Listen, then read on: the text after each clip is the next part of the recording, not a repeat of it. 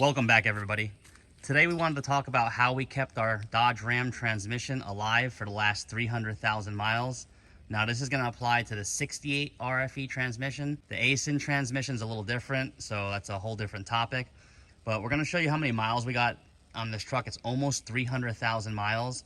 And for the first 200,000 miles, this truck was a hot shot truck. So it drove all across the country, seeing cold, hot, extreme temperatures, and we never had a failure yet. And the reason why is because we did some preventive maintenance steps in order to save this transmission and let it go, hopefully for 500,000 or more miles. The very first thing that you always want to do is just keep up to date on your fluid. Change it out every 30,000 miles. If you're towing, you can go a little bit longer if you're not towing, but generally 30,000 miles, drop that transmission fluid and go back with the regular Mopar fluid. It's not that expensive. We're going to go inside the cab of the truck here and show you the mileage, and open the hood up and show you some of the modifications we did on the outside here, and then we'll talk about inside the transmission. All right, as you can see there, we got 291,766. Again, this truck has not been driven easy. It is a work truck, towing at least 10K or more all the time. We're going to go under the hood and show you some of the modifications we did under there first. All right, we're under the hood here on the driver's side, and if you see those two lines right there, that's going to be the very first failure point on these trucks. There's a thermostatic valve there that controls the transmission fluid going to the cooler until it gets up to operating temperature. They are notorious for sticking closed and not allowing fluid to come past and burning up your transmission. Mishimoto sells one, but we've heard problems out of all of them.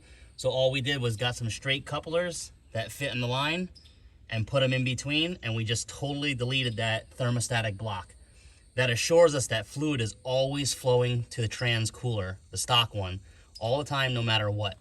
So that should be your very first upgrade after you drop the fluid and change the fluid.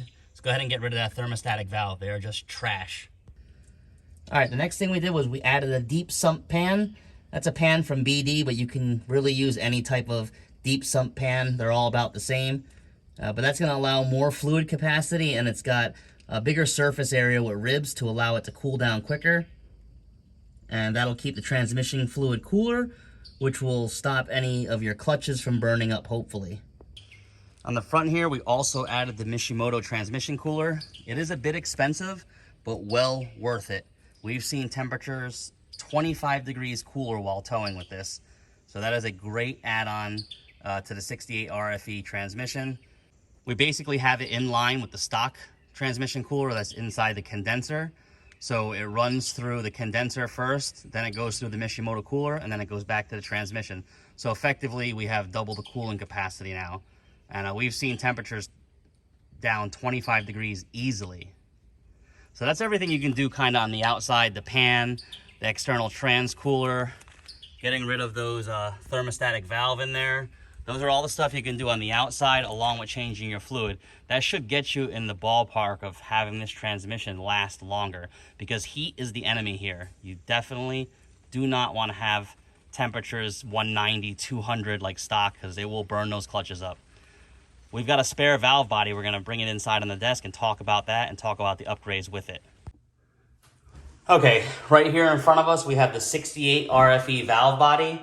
And there are multiple problems that happen within this valve body assembly for the transmission. Now, a lot of people will just go and pick up a new billet one and spend $1,000, $2,000 for no reason.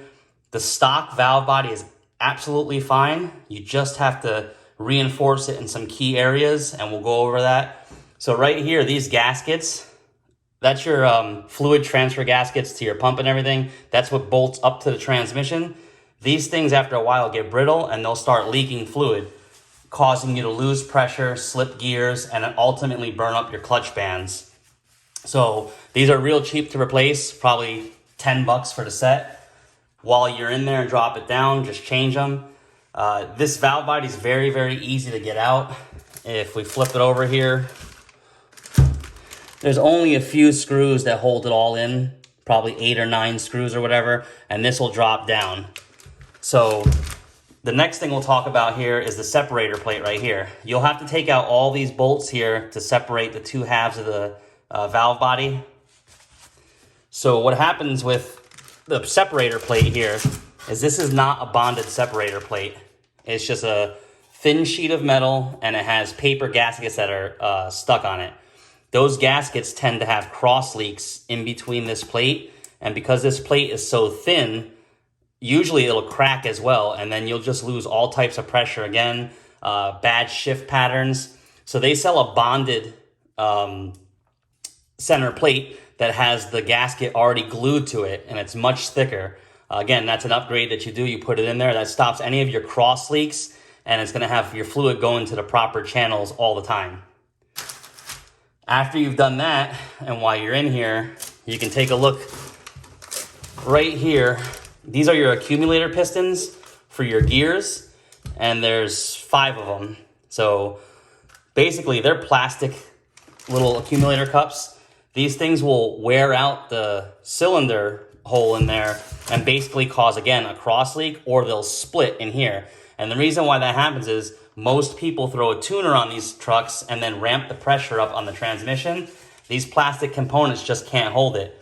Sonax makes metal, aluminum accumulator pistons, and they move the rings to a different spot so you can continue to use your old case even though it's worn out. If it's worn way beyond spec or you see deep grooves, you can pick these up in the junkyard for $100. What happens when you ramp this pressure up in here is these accumulators are moving in there and channeling the fluid through, and it's basically slamming with high pressure. If these don't crack, eventually what will happen is this tiny retaining plate here, it's only held in with just a few bolts, and if you see, it's like every other one. They sell a new plate that would cover this whole area and have additional holes for bolts that you can either drill and tap in, or just, you can leave them out. We left it out on ours. You don't have to really drill and tap it, but it's a much thicker plate. It covers the whole area here, and it's probably 2 times thicker than this plate. Once you've done all that, you've changed the accumulator pistons, you've changed out the bonded separator plate, added the trans coolers, changed your fluid, you should really have no issues turning up the pressure on this transmission with a tuner and having it last 300, 400,000 miles. You've seen the odometer, we're almost at 300,000 miles. This is the original transmission to the truck with all the upgrades that we talked about, and it's running flawless. So links will be in the description. If you have any questions, just drop a comment. Please like, share, and subscribe. Thanks.